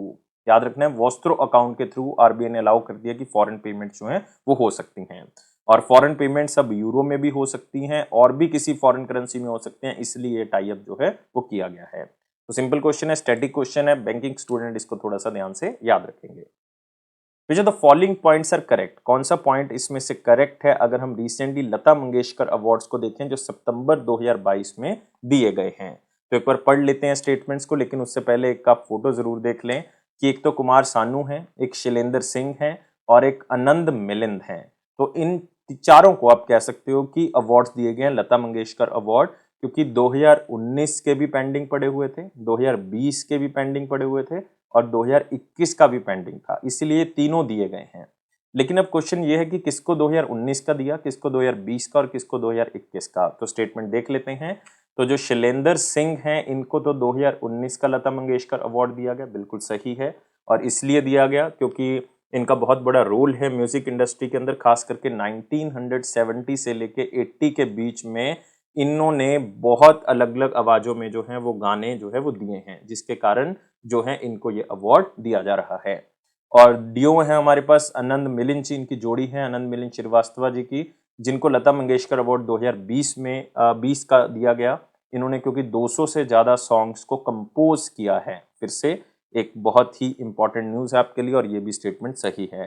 और 2021 का सबसे इंपॉर्टेंट, कुमार सानू को लता मंगेशकर अवार्ड दिया गया है क्योंकि म्यूजिक के क्षेत्र में इन्होंने अलग अलग तरह के पॉपुलर सॉन्ग्स दिए हैं, खास करके 1990s के अंदर। तो इसका मतलब तीनों ही स्टेटमेंट जो है वो बिल्कुल सही है, तो आंसर क्या होगा? ऑल 1 2 3। और लता मंगेशकर अवार्ड जो है वो हर साल मध्य प्रदेश गवर्नमेंट की तरफ से दिए जाते हैं, क्योंकि लता मंगेशकर का जो म्यूजिक के क्षेत्र में योगदान है वो अमूल्य है। कोई भी इसको नहीं दोबारा से प्रदान कर सकता, इस योगदान को कोई भी नहीं दे सकता। तो इस चीज को आपने याद रखना है। इसी के साथ आते हैं अगले क्वेश्चन के ऊपर, और मध्य प्रदेश का खास तौर से याद रखेंगे कि लता मंगेशकर जी का जन्म इंदौर में हुआ था, मध्य प्रदेश के अंदर। मोहम्मद बिन सलमान अल साउद ये रिसेंटली प्राइम मिनिस्टर बनाए गए हैं, कौन सी कंट्री के? तो बहुत ही इंपॉर्टेंट क्वेश्चन है, नाम जरूर याद रख लें, अल साउद, क्योंकि मोहम्मद बिन सलमान जो है वो इनके प्रिंसली जो डायनेस्टी चलती आ रही है उनके साथ लगाया जाता है। अल साउद जो है वो नए प्राइम मिनिस्टर बनाए गए हैं सऊदी अरेबिया के। तो आंसर क्या होगा इसका? एक होगा। और अल साउद जो हैं वो किसके बेटे हैं? ये किंग सलमान बिन अब्दुल अजीज, याद रखना है, अब्दुल अजीज, अब्दुल अजीज के बेटे हैं। और इससे पहले यही प्राइम मिनिस्टर थे अब्दुल अजीज, लेकिन अब उनके बेटे बन चुके हैं, अल साउद बन चुके हैं। लेकिन अभी भी जो कैबिनेट की मिनिस्टर्स की जो मीटिंग है वो अब्दुल अजीज ही आगे बढ़ाते हैं। तो अल साउद जो है वो प्राइम मिनिस्टर जरूर बना दिए गए हैं सऊदी अरेबिया के। तो सऊदी अरेबिया की जो करेंसी है वो सऊदी रियाल है, और किंग मैं आपको पहले बता चुका हूँ अब्दुल अजीज अल साउद है। उस बैंक का नाम बताना है जिसने 5.56% स्टेक खरीद लिया है open network for digital commerce का, ओएनडीसी का, 10 करोड़ रुपए में 5.56% खरीद लिया है बैंक ऑफ इंडिया ने। तो आंसर क्या होगा इसका? 3 होगा। तो 10 करोड़ रुपए में ये खरीदा गया है, और बैंक ऑफ इंडिया ने टोटल 10 लाख शेयर्स जो हैं इक्विटी शेयर्स खरीदे हैं 100 रुपीज ईच के हिसाब से ओएनडीसी के अंदर। और इस ट्रांजेक्शन को कंप्लीट होते होते फाइनेंशियल ईयर 23 जो है वो आ जाएगा, मतलब सेकंड क्वार्टर आप कह सकते हो फाइनेंशियल ईयर 23 तक ये ट्रांजेक्शन जो है वो कंप्लीट की जाएगी। तो ई कॉमर्स सेक्टर जो है वो और आगे बढ़ेगा, इसमें कंज्यूमर्स और सेलर्स जो हैं वो और आगे जोड़े जाएंगे, और exchange of goods and services जो है वो इलेक्ट्रॉनिक माध्यम से आप तक पहुंच सकेगा। तो बैंक ऑफ इंडिया ने 5.5% स्टेक जो है वो एनडीसी के अंदर खरीद लिया है। Union minister of state Faggan Singh Kulaste ji, जिन्होंने जलदूत एप्लीकेशन को लॉन्च किया है, और जलदूत एप्लीकेशन ई ब्राउचर जो है वो इन्होंने लॉन्च किया है, ताकि जो ग्राउंड वाटर टेबल्स हैं पूरे इंडिया के अंदर उसको नोट डाउन किया जा सके, उसको मॉनिटर किया जा सके कि ग्राउंड वाटर का लेवल जो है वो कितना है, खास करके कौन से एरियाज में, रूरल एरिया में। तो ये एप्लीकेशन जो है वो कौन सी मिनिस्ट्रीज की तरफ से डेवलप की गई है? तो ये डेवलप की गई है मिनिस्ट्री ऑफ पंचायती राज और मिनिस्ट्री ऑफ रूरल डेवलपमेंट। याद रखना है इसमें मिनिस्ट्री ऑफ जल शक्ति का कोई रोल नहीं है। तो आंसर क्या होगा? बोथ 1 और 2। तो minister of state Faggan Singh Kulaste ji ministry of rural development इनके अंदर आती है, और इन्होंने जलदूत एप्लीकेशन और जलदूत एप्लीकेशन ई ब्राउचर जो है वो लॉन्च किया है। इसका एक फंक्शन रखा गया था न्यू दिल्ली में जहां पे इसको लॉन्च किया गया। तो इस एप्लीकेशन की मदद से पूरे इंडिया में हम ग्राउंड वाटर टेबल जो है वो देख सकते हैं। तो ग्राउंड वाटर लेवल जो है वो हमें खास करके पता लग जाएगा। किस तरह से पता लगेगा? कि एक गांव के अंदर 2 या 3 कुएं जो हैं वो लाइक उसमें चेकिंग होगी, उसके बाद उसमें अपलोड किया जाएगा, फिर ये वाटर लेवल जो है वहां से देखा जाता है। और इसको मिनिस्ट्री ऑफ रूरल डेवलपमेंट की तरफ से तैयार किया गया, मिनिस्ट्री ऑफ पंचायती राज का सहयोग साथ में रहा है। तो आप देख सकते हैं Jaldoot application ground water monitoring के लिए जो है वो लॉन्च की गई। Third international day for universal access to the information 2022 जो है वो यूनाइटेड नेशन की तरफ से कौन से दिन मनाया गया? ये मनाया गया दोस्तों 28 सितंबर को। तो आंसर क्या होगा इसका? 28 सितंबर 2022 फर्स्ट होगा, और हर साल यूनाइटेड नेशन इसी दिन को जो है वो international day for universal access to information मनाता है। और इससे पहले ये सबसे पहली बार दिन मनाया गया था 2020 में, फिर 21 में, अब तीसरी बार 2022 में। और आपने याद रखना है ग्लोबल कॉन्फ्रेंस हुई थी इस एडिशन के लिए, और इस कॉन्फ्रेंस को नाम दिया गया था international day for universal access to information, और थीम है artificial intelligence, e governance and access to information. और ये दिन जो है वो खास करके ताशकंद में सेलिब्रेट किया गया, क्योंकि एक डेस्टिनेशन चुनी जाती है। तो ताशकंद उज्बेकिस्तान में इसको 28 और 29 सितंबर में मनाया गया। तो एक्सेस टू इंफॉर्मेशन जो है, ताकि आप तक हर इंफॉर्मेशन पहुंच सके, वो आपके एक फंडामेंटल राइट का पार्ट है। फ्रीडम ऑफ एक्सप्रेशन के अंदर आता है आर्टिकल 19। अगर हम universal declaration of human rights की बात करें, जो कि 1948 में पास किए गए थे। तो international day for universal access to information September 28 2022। और आपने याद रखना है आरटीआई भी इंडिया के अंदर इसी का एक योगदान है। तो आरटीआई को पास किया गया था 2005 में। सितंबर 2022 में एक वाइल्ड आर्कटिक वुल्फ का एक क्लोन जो है वो बनाया गया फर्स्ट टाइम पूरे वर्ल्ड में। तो क्लोन का मतलब आपको पता ही है कि बिना नर और मादा से, आप कह सकते हो कि बिना नर और मादा के कोशिकाओं से जो है वो हम एक उसी तरह का कोई भी प्रजाति तैयार कर ले तो उसको क्लोन कहा जाता है। तो पूरे वर्ल्ड में ऐसा पहली बार हो रहा है कि भेड़िए की, वाइल्ड आर्कटिक भेड़िया जो है उसका एक क्लोन तैयार किया गया पूरे वर्ल्ड में। उसका नाम आपने बताना है, उसका नाम है माया। तो आंसर क्या होगा इसका? 3 होगा। सिंपल क्वेश्चन है, सिंपल तरीके से याद रख सकते हैं। और इसको सक्सेसफुली क्लोन किया गया है, एक बीजिंग बेस्ड, चाइना बेस्ड एक जीन फर्म है जिन्होंने इसको बनाया है। और आप कह सकते हो कि ये क्लोनिंग जो आर्कटिक वुल्फ की है, इसको व्हाइट वुल्फ के नाम से भी जाना गया है, इसको पोलर वुल्फ के नाम से भी जाना गया है। और ये कहाँ पे पाई जाती है? ये हाई आर्कटिक तुंद्रा वाले एरिया में पाई जाती है, मतलब कनाडा का एक क्वीन एलिजाबेथ आइलैंड है, वहां पे इसको पाया जाता है। और इस फर्म की अगर बात माने जो बीजिंग बेस्ड है जिन्होंने इसको बनाया है, ये जो माया है ये बहुत ही अच्छी कंडीशन में है, इसकी हेल्थ अच्छी है। और इसका डोनर सेल जो है, या आप कह सकते हो इसका जो स्किन सैंपल है वहां से लिया गया है, उससे जो है वो फिर इसको क्या किया गया? तैयार किया गया। तो आंसर क्या होगा इसका? माया होगा। कौन सी स्टेटमेंट इसमें से करेक्ट है? अगर कैबिनेट अप्रूवल्स देखें जो 28 सितंबर को हुई हैं, तो एक बार पढ़ लेते हैं, फिर कैबिनेट अप्रूवल्स पता लग जाएगा कौन कौन सी सही है, कौन कौन सी गलत है। Union cabinet has approved the release of additional installment of dearness allowances and dearness relief under the 7th pay commission 4% to the central government employees and pensioners respectively. तो 7% जो 7वां पे कमीशन है उसमें 4% जो है वो सेंट्रल गवर्नमेंट एम्प्लॉइज को और पेंशनर्स को जो है वो डीए दिया जाएगा 1 जुलाई 2022 से, मतलब ये रेट्रोस्पेक्टिवली दिया जाएगा। तो ये स्टेटमेंट जो है वो बिल्कुल सही है। दूसरी स्टेटमेंट है, union cabinet has approved the extension of प्रधानमंत्री गरीब Kalyan Yojana for the further period of 3 months. क्योंकि ये सितंबर में खत्म होनी थी, तो अक्टूबर से लेकर दिसंबर के बीच में इसको और बढ़ा दिया गया है। तो ये भी स्टेटमेंट बिल्कुल सही है। Cabinet approves memorandum of understanding between India and Sri Lanka on withdrawal of up to 153 cusec of water each from river मेघना। दोनों कंट्री जो है वो मेघना से 153 क्यूसेक वाटर जो है वो ले सकती हैं, लेकिन आपने याद रखना है मेघना यहाँ तो है नहीं, बांग्लादेश में है। तो ये एग्रीमेंट किसके साथ साइन हुआ है? बांग्लादेश के साथ हुआ है, पहली बात। और ये मेघना रिवर के लिए हुआ, ये कौन सी रिवर के लिए हुआ है? कुशियारा रिवर के लिए हुआ है। कुशियारा नदी के पानी को दोनों कंट्रीज जो है वो यूज कर सकती हैं। तो ये स्टेटमेंट गलत होगी, तो करेक्ट पूछा है तो आंसर क्या होगा? Only A and B. तो 2 इसका आंसर होगा। कौन से पॉइंट इसमें से इनकरेक्ट हैं जो कि इंडिया टूरिज्म स्टैटिस्टिक्स 2022 अगर हम देखें, जो कि वाइस प्रेसिडेंट जगदीप धनखड़ जी ने रिलीज किए हैं। तो याद रखना है, इंडिया टूरिज्म स्टैटिस्टिक्स 2022 टूरिज्म का डाटा है। तो एक बार पढ़ लेते हैं। महाराष्ट्र और तमिलनाडु जो है वो highest number foreign tourist visit करते हैं, तमिलनाडु में और महाराष्ट्र में। महाराष्ट्र में 1.26 मिलियन और तमिलनाडु में 1.23 मिलियन लोग जो है वो 2021 में फॉरेन टूरिस्ट के तौर पे जो है वो ट्रेवल करते हैं। ये स्टेटमेंट बिल्कुल सही है, मतलब फॉरेन टूरिस्ट में अगर देखा जाए महाराष्ट्र टॉप पे है। अगर हम डोमेस्टिक टूरिस्ट को देखें तो तमिलनाडु टॉप पे है, उत्तर प्रदेश दूसरे नंबर पे है।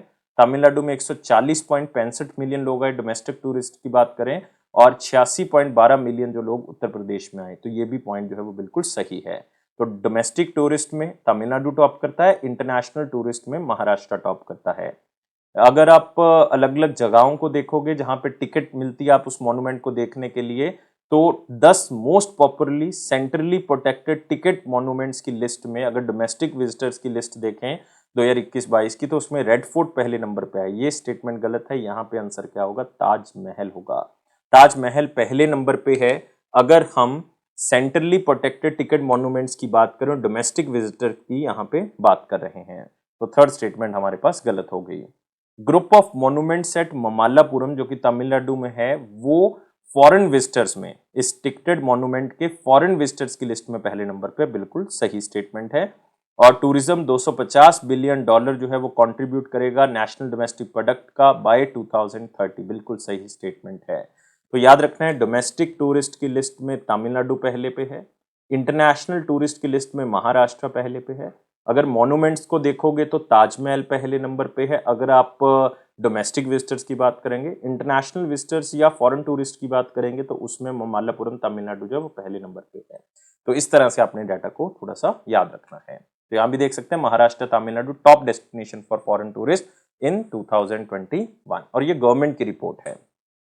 Which country recently signed the joint statement with the Department for Promotion of Industry and Internal Trade ताकि फास्ट ट्रैक मैकेनिज्म जो है वो बाइलेटरल ट्रेड के बेसिस पे किया जा सके, और ये कंट्री है नीदरलैंड्स। तो आंसर क्या होगा इसका? एक होगा। तो हमारा DPIIT जो कि department for promotion of industry and internal trade है, जो कि एम्बेसी ऑफ नीदरलैंड्स के साथ एक एग्रीमेंट या आप कह सकते हो एक ज्वाइंट स्टेटमेंट देता है, जिसमें दोनों कंट्रीज में बिजनेस आसान हो सके, दोनों कंट्रीज में इन्वेस्टमेंट बढ़ सके, तो फास्ट ट्रैक मैकेनिज्म को अपनाने की बात की गई है। तो नेशनल इन्वेस्टमेंट जो होगी उसकी प्रमोशन होगी, और साथ ही साथ आप कह सकते हो कि जो वहां से इन्वेस्टमेंट हो रही है उसको भी फास्ट ट्रैक किया जाएगा, तो इन्वेस्टमेंट इंडिया में भी बढ़ेगी। तो जो भी डच कंपनीज इंडिया में ओपन हो रही हैं तो उनके लिए फास्टर रेजोल्यूशन मैकेनिज्म का उपयोग किया जाएगा। तो ये एग्रीमेंट नीदरलैंड के साथ साइन हुआ है। सितंबर 2022 में ministry of road transport and highways की तरफ से एक डेडलाइन बढ़ा दी है 1 अक्टूबर 2022 से लेके, पहले 1 अक्टूबर 2022 तक थी उसकी डेडलाइन, ताकि जो electric vehicles battery safety norms हैं उसको लागू किया जा सके। अब ये 1 अक्टूबर से बढ़ा के कर दी गई है दिसंबर 2022 तक। याद रखना है 1 अक्टूबर से अब 3 महीने और बढ़ा दी है, ये होगी दिसंबर 2022। तो आंसर क्या होगा इसका? 3 होगा। तो ये गाइडलाइंस जो है वो इलेक्ट्रिक व्हीकल्स को लेके थी कि जो भी इलेक्ट्रिक व्हीकल मैन्युफैक्चरर्स हैं उनको नई रेगुलेशन बैटरी सेफ्टी को लेके जो है वो अपनानी होंगी, वो अब जो है वो दिसंबर 2022 तक होंगी। तो आप कह सकते हो कि इलेक्ट्रिक व्हीकल्स जो बैटरी स्टैंडर्ड्स हैं वो 2 फेज में अप्लाई किए जाएंगे। एक तो 1 अक्टूबर को ही कर दिया जाएगा, मतलब 1 अक्टूबर को होना था, अब 1 दिसंबर 2022 से होगा, और दूसरा फेज 31 मार्च 2023 को होगा। पहला फेज 1 दिसंबर को, दूसरा फेज 31 मार्च 2023 को। तो इसी रिकमेंडेशन के तहत जो है वो आप कह सकते हो कई तरह के इलेक्ट्रिक व्हीकल सेफ्टी नॉर्म्स के ऊपर फोकस किया जाएगा और इलेक्ट्रिक व्हीकल्स को भी सुरक्षित बनाया जाएगा। इसके लिए specially ministry of road transport and highways ने एक कमेटी बनाई थी, जिसके जो चेयरमैन थे वो टाटा नरसिंह राव थे। टाटा नरसिंह राव थे, जो कि डायरेक्टर है international advance research centre for powder metallurgy का। तो वो इसके अध्यक्ष थे, तो उन्होंने ये रिकमेंडेशन दी थी और ये गाइडलाइंस के थ्रू सेफ्टी नॉर्म्स बनाए गए हैं। नेक्स्ट है कैनपोटेक्स। कैनपोटेक्स रिसेंटली, कैनपोटेक्स जो है वो कनाडा बेस्ड कंपनी है, रिसेंटली एक मेमोरेंडम ऑफ अंडरस्टैंडिंग साइन करती है कोरोमंडल इंटरनेशनल के साथ, चंबल फर्टिलाइजर्स के साथ और इंडियन पोटाश लिमिटेड के साथ, ताकि पोटाश को इंपोर्ट किया जा सके, मतलब कनाडा से इंपोर्ट किया जा सके। कैनपोटेक्स जो है वो कौन सी कंट्री की कंपनी है? मैं पहले ही बता चुका हूँ कौन सी कंट्री की कंपनी है, कनाडा की, जो कि चंबल फर्टिलाइजर, इंडियन पोटाश और कोरोमंडल इंटरनेशनल के साथ एक एमओयू साइन करती है कि ये कनाडा बेस्ड कंपनी अपना जो पोटाश है या फर्टिलाइजर्स हैं वो कहाँ पे भेजेगी? इंडिया में भेजेगी, और कई फार्मर्स को आगे जाके मुहैया करवाई जाएंगी ये सारे के सारे फर्टिलाइजर, ये सारी की सारी खाद। और कैनपोटेक्स जो है वो one of the largest potash supplier है पूरे वर्ल्ड के लिए, और एक्सपोर्ट करता है 130 लाख मेट्रिक टन जो है वो हर साल अपने प्रोडक्ट्स को ये क्या करते हैं? एक्सपोर्ट करते हैं। और इस एग्रीमेंट के तहत जो है वो कैनपोटेक्स 15 LMT मतलब 15 लाख मेट्रिक टन जो है पोटाश इन 3 सालों के अंदर इन कंपनीज को भेजेगा। तो याद रखना है कैनपोटेक्स। IIFL वेल्थ ह्यूरॉन इंडिया 40 की जो लिस्ट है, या फिर under self made rich list है 2022 की, जो सितंबर में रिलीज की गई, उसमें जेरोदा के फाउंडर जो है वो टॉप मोस्ट प्लेस पे हैं, और भविष अग्रवाल जो कि CEO हैं कौन सी कंपनी के, वो सेकंड प्लेस पे हैं। तो पहले हम आधा क्वेश्चन कंप्लीट करते हैं कि जेरोदा के जो को फाउंडर हैं निखिल कामत, आप नाम देख सकते हो यहाँ पे, निखिल कामत जो है वो IIFL wealth Huron India 40 and under self made rich list 2022 के अंदर टॉप करते हैं। उनकी नेटवर्थ जो है वो 17,500 करोड़ रुपए है। और भविष अग्रवाल जो कि CEO फाउंडर हैं, को फाउंडर हैं आप कह सकते हो ओला कैब्स के और ओला इलेक्ट्रिक के, ओला इलेक्ट्रिक के। तो ये आंसर आपके पास दिखेगा, 4 नंबर आंसर होगा। वो दूसरे नंबर पे आए हैं और उनकी नेटवर्थ जो है वो लगभग 11,700 करोड़ रुपए है। और आप साथ ही एक कंपनी और ले सकते हैं, को फाउंडर हैं कॉन्फ्लुएंट कंपनी के, कॉन्फ्लुएंट कंपनी के, और उनका नाम है नेहा, नेहा नारखेड़े, जो कि 37 साल की हैं। वो youngest self made women entrepreneur है इंडिया की, तो ये भी अवार्ड दिया गया है। अगर हम डेस्टिनेशन बेस्ड देखें, सबसे अच्छी डेस्टिनेशन जो मानी गई है यंग एंटरप्रेन्योर्स के लिए, वो मानी गई है बेंगलुरु। बेंगलुरु, बेंगलुरु के 14 लोग हैं इस लिस्ट के अंदर। और दूसरा स्थान जो इसमें दिया गया है वो दिया गया है नई दिल्ली को। नई दिल्ली के 8 लोग शामिल हैं इसके अंदर, और मुंबई तीसरा स्थान है, उसमें भी 8 लोग जो है वो शामिल हैं। तो आप देख सकते हैं जेरोदा के फाउंडर निखिल कामत जो है वो टॉप करते हैं ह्यूरॉन अंडर 40 रिच लिस्ट के अंदर। who recently won the Change Maker Award at the United Nations Sustainable Development Goals Action Award के तहत। तो किसको चेंज मेकर का अवार्ड मिला है? खास करके उन्होंने सस्टेनेबल डेवलपमेंट गोल को लेके अपनी जिम्मेवारी निभाई है और अलग अलग कंट्री में अपनी आवाज उठाई है जेंडर बेस्ड जो वायलेंस हो रही है और साथ ही साथ जो जेंडर बेस्ड इनइक्वालिटी हो रही है उसके खिलाफ आवाज उठाई है। और इनका नाम है सृष्टि बख्शी। तो आंसर क्या होगा? 4 होगा। तो सृष्टि बख्शी की जो एफर्ट्स हैं वुमेन इक्वालिटी को लेके, तो उसके लिए इनको चेंज मेकर अवार्ड जो है वो United nation SDG action awards के तहत दिया गया है। और इसकी पूरी सेरेमनी जो है वो सेलिब्रेट की गई है, जिसके तहत इनको ये अवार्ड प्रदान किया गया है। और इनके ट्रांसफॉर्मेटिव एक्शंस के थ्रू कई वुमेन्स को राइट मिला है, जिसके कारण इनको ये अवार्ड मिला। उस पर्सनैलिटी का नाम बताना है जो कि ओनली इंडियन है, जो कि टाइम 100 नेक्स्ट इमर्जिंग लीडर्स में शामिल हैं और ये सितंबर 2022 में जारी की गई है, टाइम्स 100 नेक्स्ट इमर्जिंग लीडर्स। और जो चेयरमैन हैं रिलायंस जियो के जिनका नाम है आकाश अंबानी, वो इस लिस्ट में ओनली इंडियन है जो शामिल किए गए हैं। और ये वर्ल्ड की राइजिंग स्टार लिस्ट है, जिसके अंदर आने वाले टाइम में जो लीडर बन सकते हैं वो हैं आकाश अंबानी। तो बहुत ही आप कह सकते हो कि इंपॉर्टेंट क्वेश्चन है। और टाइम मैगजीन जो है वो एनुअली हर साल जो है वो इस टाइम 100 नेक्स्ट इमर्जिंग लीडर्स की लिस्ट को पब्लिश करता है। और साथ ही साथ जो टाइम्स 100 नेक्स्ट की लिस्ट होती है उसमें मेडिकल प्रोफेशनल्स, उसमें government officials, movement leaders, high profile whistle blowers and top CEO जो है वो शामिल होते हैं। तो आकाश अंबानी होंगे।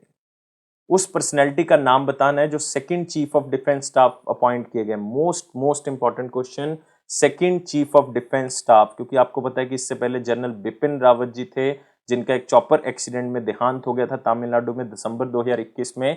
अब नए चीफ ऑफ डिफेंस स्टाफ बनाए गए हैं, वो बनाए गए हैं लेफ्टिनेंट जनरल अनिल चौहान। तो आंसर यहाँ पे क्या होगा? 1 होगा। ये आप कह सकते हो मिलिट्री एडवाइजर थे नेशनल सिक्योरिटी काउंसिल सेक्रेटरीट के और पुराने ईस्टर्न आर्मी कमांडर भी रह चुके हैं, तो इनको दूसरा चीफ ऑफ डिफेंस स्टाफ जो है वो बनाया गया है। और जनरल अनिल चौहान जो हैं वो रिटायर हो गए थे मई 2022 में और currently as a military adviser का काम कर रहे थे नेशनल सिक्योरिटी एडवाइजर जो अजीत डोवल जी हैं उनके साथ। इन्होंने एक बुक लिखी है दोस्तों, बुक का नाम याद रखना है, after math of a nuclear attack. ये बुक जो है वो 2010 में पब्लिश हुई थी और ये लिखी किसने है? लेफ्टिनेंट जनरल अनिल चौहान की तरफ से। इनको कई तरह के मेडल मिल चुके हैं, जैसे कि परम विशिष्ट सेवा मेडल मिल चुका है, उत्तम युद्ध सेवा मेडल मिल चुका है, अति विशिष्ट सेवा मेडल मिल चुका है। तो ये सारे मेडल इनको मिल चुके हैं। तो second chief of defence staff. किसको नया attorney general of India appoint किया गया है? प्रेसिडेंट ऑफ इंडिया की तरफ से द्रौपदी मुर्मू जी की तरफ से, और ये 16th नंबर के अटॉर्नी जनरल ऑफ इंडिया बने हैं और इनका नाम है आर वेंकटा रमानी। तो आंसर क्या होगा इसका? 4 होगा। तो आर वेंकटा रमानी हमारे 16th अटॉर्नी जनरल बनाए गए हैं। और अटॉर्नी जनरल आपको पता है कि फर्स्ट लॉ ऑफिसर होता है ये सेंटर गवर्नमेंट का, एक स्टेट का होता है उसको एडवोकेट जनरल बोला जाता है, जो सेंटर का होता है उसको अटॉर्नी जनरल बोला जाता है। और जो करंट अटॉर्नी जनरल थे के वेणुगोपाल जी, इनका टाइम पीरियड 30 सितंबर को खत्म हो गया, तो नए लगाए गए आर वेंकटा रमानी जी। और इनको अपॉइंट प्रेसिडेंट करते हैं यूनियन कैबिनेट की सलाह से, और ये आर्टिकल 76(1) के अंदर लिखा हुआ है। और इनका टाइम पीरियड एज सच कोई नहीं होता, ये आर्टिकल 76(4) में लिखा हुआ है कि इनका टाइम पीरियड कोई नहीं है। जब तक प्रेसिडेंट चाहेंगे तब तक ये काम करेंगे और उनको उतने ही पैसे मिलेंगे जितने प्रेसिडेंट जो है वो चाहेगा, जितने प्रेसिडेंट जो है वो डिसाइड करेगा। तो ये है आर वेंकटा रमानी जो कि अटॉर्नी जनरल ऑफ इंडिया बनाए गए हैं। उस पर्सनैलिटी का नाम बताना है जो कि डायरेक्टर जनरल बनाए गए हैं एम्प्लॉय स्टेट इंश्योरेंस कॉर्पोरेशन के, जिसको हम एसिक के नाम से भी जानते हैं, और इनका नाम है राजेंद्र कुमार। तो आंसर क्या होगा इसका? सेकंड होगा। आप कह सकते हो एक सीनियर लेवल ब्यूरोक्रेटिक रीशफल हुआ है सेंट्रल गवर्नमेंट के अंदर, जिसके तहत राजेंद्र कुमार को डायरेक्टर जनरल लगाया गया है एसिक का। इससे पहले मुखमीत एस भाटिया, एक सीनियर आईएएस ऑफिसर जो कि 1990 बैच के थे, वो इससे पहले इस डायरेक्टर जनरल के पद पे थे, लेकिन अब वो रिटायर हो गए हैं, तो इसीलिए जो है इनको ये चार्ज जो है वो दिया गया है। और आप कह सकते हो कि करंटली जो राजेंद्र कुमार है वो एडिशनल सेक्रेटरी हैं ministry of electronics information technology के तहत।